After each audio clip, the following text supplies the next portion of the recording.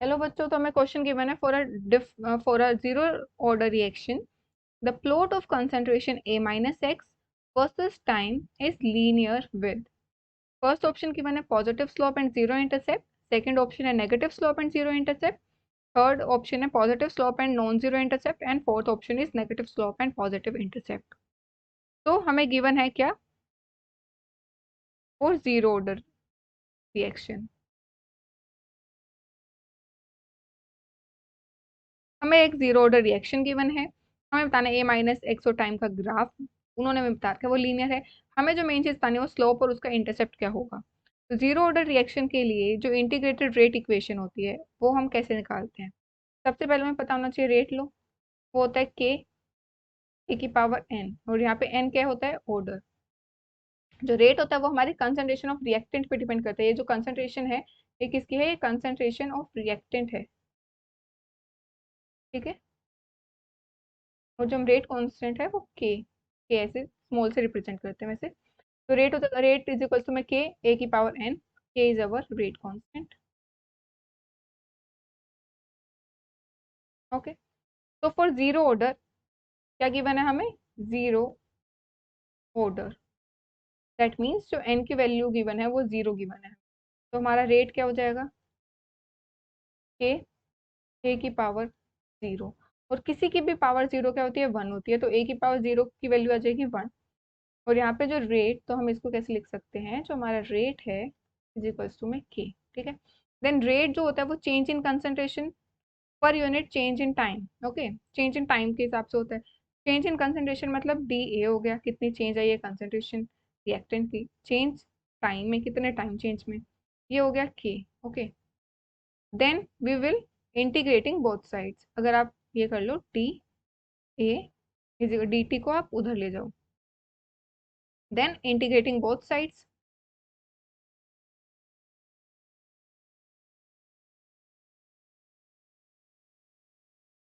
तो इंटीग्रेट करा आपने इसको, ये कॉन्स्टेंट है बाहर रहेगा, dt को आप इंटीग्रेट कर रहे हो। ठीक है। तो यहाँ पे क्या हो गया? हम सपोज करते हैं कि time is equals to zero लिया हमने। तब जो हमारी कंसंट्रेशन थी किसकी? रिएक्टेंट की, वो हमने मानी है ए नॉट।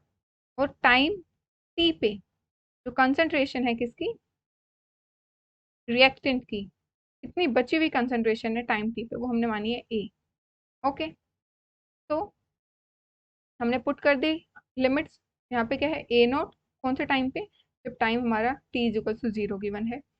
और जब हमारा T is equals to T given है, मतलब कोई भी टाइम इंटरवल गिवन है, तब हमारी बची हुई कंसंट्रेशन रिएक्टेंट की ए गिवन है। ठीक है। ये हमें लिमिट्स गिवन है। और यहाँ पे क्या है? कोई भी नहीं है, कोई कांस्टेंट है, मतलब यहाँ पे एक वन तो होगा ना, वन इंटू में कुछ भी मल्टीप्लाई करो वन ही आता है। तो यहाँ पे क्या होगा? ये यहाँ पे वन इंटू में दिस, तो आप इंटीग्रेट करोगे तो क्या हो जाएगा? ए आएगा। लिमिट क्या है? ए नॉट और ए। सिमिलरली यहाँ पे भी वन है, आप इसको इंटीग्रेट करोगे वन को तो क्या आएगा? टी आएगा।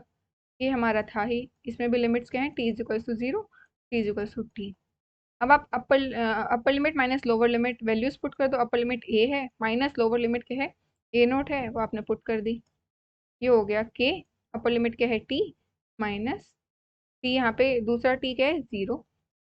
तो ये हो जाएगा A minus A naught is equals to K T. तो आप इसे सोल्व करोगे तो ए इज इक्वल्स टू में ए नोट, यहाँ पे माइनस का साइन भी था आगे, minus D A by D T होगा ना, क्योंकि जो रिएक्टेंट है वो तो कंज्यूम हो रहा है, तो मतलब वो धीरे धीरे खत्म हो रहा है। ये वो नेगेटिव साइन वो रिप्रेजेंट कर रहा है।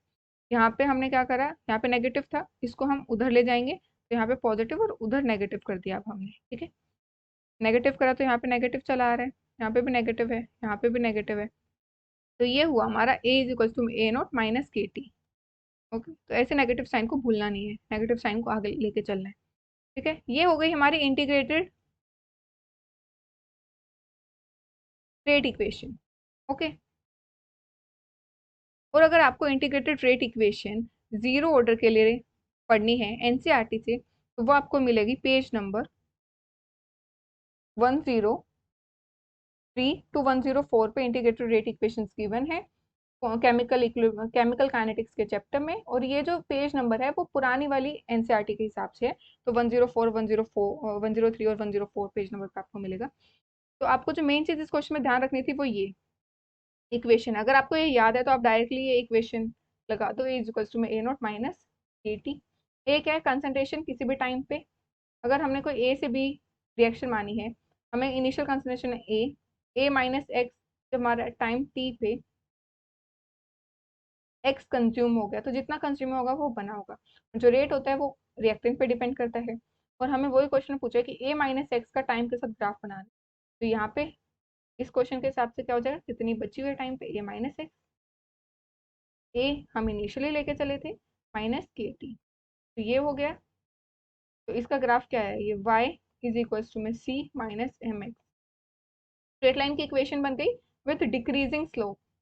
ठीक है, स्लोप क्या है हमारा, नेगेटिव आ रहा है। ठीक है, स्लोप हमारा क्या है, नेगेटिव आ रहा है। इंटरसेप्ट क्या है हमारा, इंटरसेप्ट है हमारा A, is A which is positive.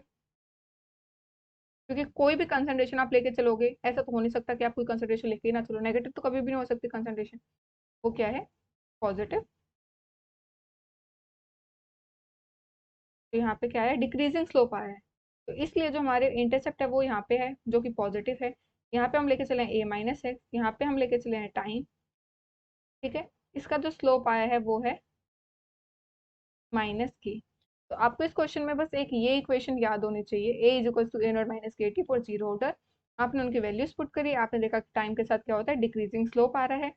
और जो इंटरसेप्ट है वो ए है, तो ऑप्शन हो जाएगा negative slope with positive intercept, fourth option इसका आंसर होगा। Thank you.